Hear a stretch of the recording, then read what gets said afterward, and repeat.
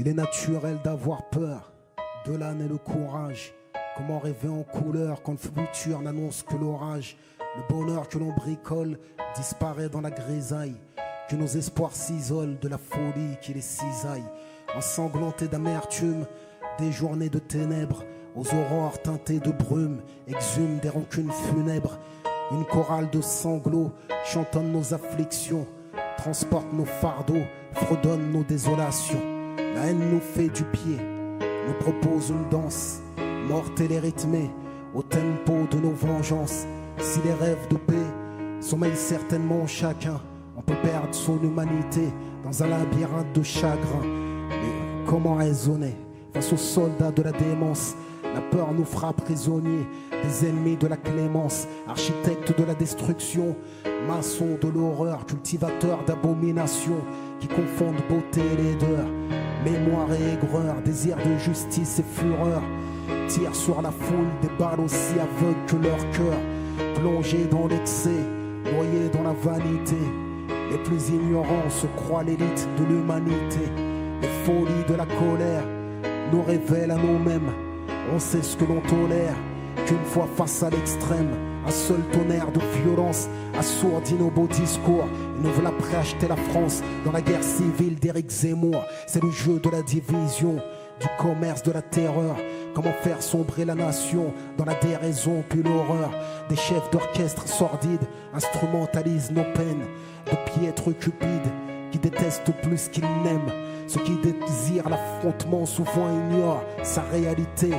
Leur arrogance n'a d'égal que leur lâcheté. Ils soufflent sur des braises, planqués dans leur confort. Nous chantent la Marseillaise tant que la mort reste inodore. Ils pensent la guerre, mais ne porteront jamais le treillis. Quand on manquera de cimetière, ils fuiront le pays, le laissant livrer à lui-même, à feu et à sang. Derrière les couleurs du drapeau se cachent ses ennemis de la nation.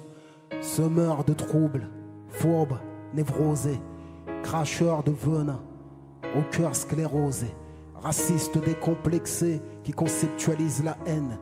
Mais même les nazis avaient leur propre intellectuel. Tirons des leçons du passé. Il n'y a même pas 100 ans, l'impensable est devenu vérité.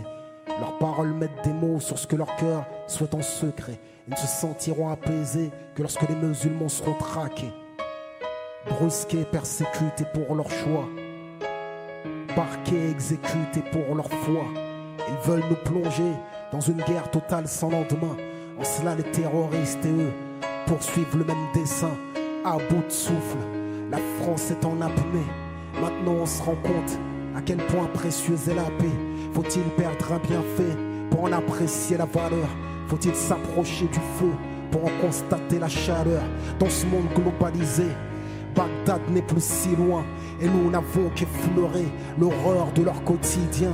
Brutal est le réveil de nos années d'insouciance. Combien de peuples s'éveillent chaque jour sous l'état d'urgence, emplis de compassion. Quand la terreur nous assiège, on a d'autres préoccupations que de jouir de nos privilèges. De la Libye à la Syrie, ils reproduisent les mêmes erreurs. Leur politique extérieure nous fait saigner de l'intérieur. Expansion guerrière, à peine maquillée. Ambition pécuniaire, sous couvert d'humanité. Condamnation arbitraire, puis silence injustifié. Utilisation vulgaire du concept de liberté pour la survie des vôtres. Est-ce que la mort des autres est vitale? Des frappes chirurgicales à bon sur un hôpital? Comment condamner ici tout en finançant là-bas? Nous sommes otages de vos jeux de pouvoir que vous faites passer pour des combats. Du sang sur les mains, du pétrole dans la rétine, les prétendus droits humains. Chaque jour ils les piétinent, soutiennent ceux qui les combattent, puis combattent ceux qu'ils soutiennent. Démagogues, bureaucrates, politiques schizophrènes. La haine nous colle comme une ombre depuis que les faucons tirent sur les colombes. J'essaie encore de me montrer aimant, un saint d'esprit gouverné par des démons. On n'a plus pied dans cette mer de sang. Nos désirs de paix nagent à contre-courant. La pluie a beau tomber sur les cœurs asséchés, on voit rarement fleurir des rochers. La paix n'est qu'un cessez-le-feu, car certains rient de ce qui nous émeut, pendant que les fous tailladent des innocents. Je m'évade dans le sourire d'un enfant. Chacune de nos nuits attend son soleil. Faut-il que l'on meure pour quitter le sommeil?